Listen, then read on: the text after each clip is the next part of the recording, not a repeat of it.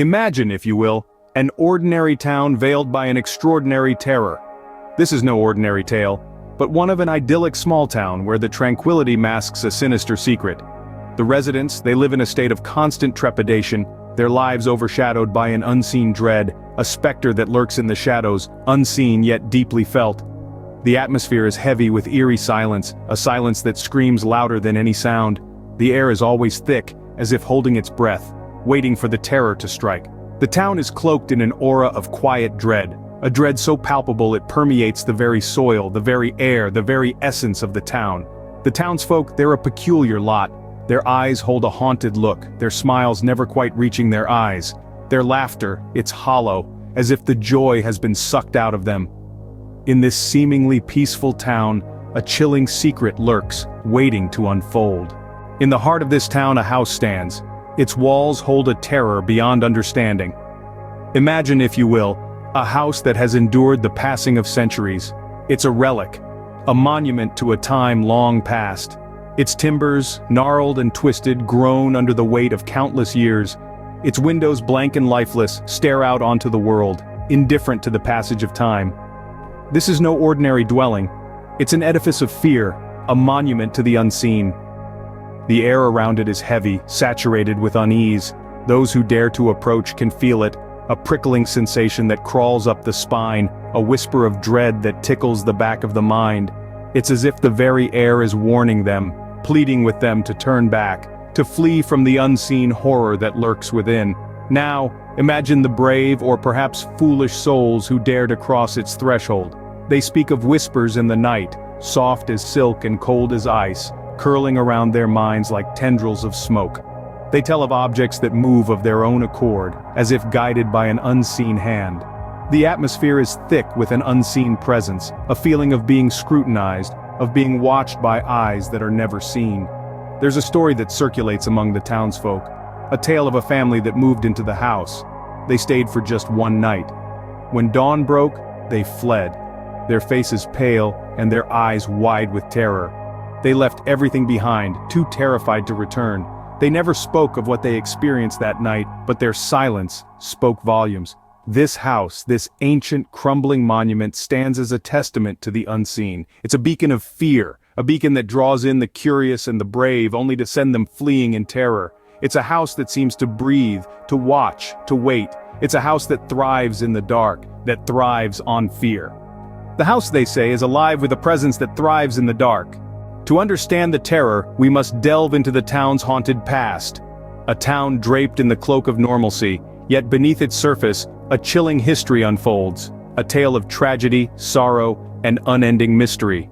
Our journey begins over a century ago, with the original proprietors of the house, the Wentworth family, a prosperous clan who built their dreams into the very bricks and mortar of the house. But as the saying goes, all that glitters is not gold. A series of misfortunes began to unravel their lives, their dreams turning into nightmares. The patriarch, Richard Wentworth, met an untimely demise under inexplicable circumstances, followed by the sudden and tragic passing of his beloved wife, Eleanor, mere weeks later. With the demise of the Wentworths, the house was passed on to distant relatives, then sold to strangers, changing hands like a cursed talisman that nobody wanted to hold for too long. Each new resident, hopeful and oblivious, was soon plagued by inexplicable occurrences. Unseen whispers in the dead of night, shadows dancing in the corners of their eyes, and an ever-pervasive sense of dread that clung to the air like a specter. As the years rolled on, so did the tales of tragedy. A string of accidents, unexplainable illnesses, and untimely deaths wove an intricate tapestry of fear and superstition around the house.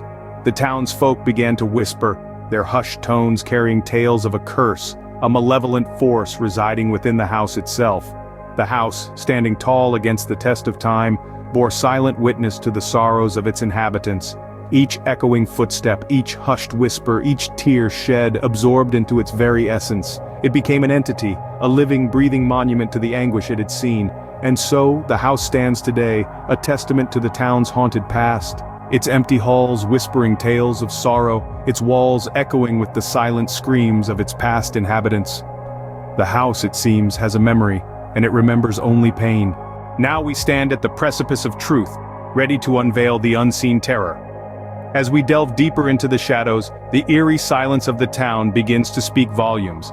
It's not the spectral apparitions or the chilling whispers that have the townsfolk trembling in their beds. No, the fear that grips this place has a far more human origin.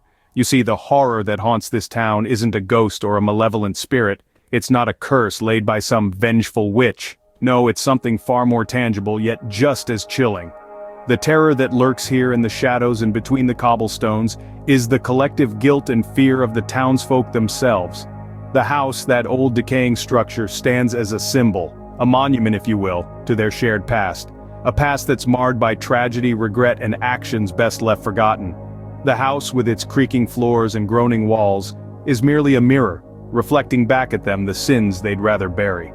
Each chilling breeze, each flickering shadow inside that house, is not a ghostly presence, but a dark reminder of their past. It's the echo of their guilt, the manifestation of their fear. It's their own remorse taking form, their own dread casting shadows on the walls. In their hearts, they know this. They understand that the true monster isn't lurking in the house, but within themselves. They know that the whispers they hear aren't spectral voices but their own conscience speaking in hushed tones. They realize that the cold they feel isn't the chill of a ghostly presence, but the frost of their own guilt. And yet they continue to live in fear, their own guilt casting a far more terrifying shadow than any ghost or goblin could. They remain trapped in their own terror, the specters of their past forever haunting them. In the end, the true horror lies not in the house but in the hearts of those who live in its shadow.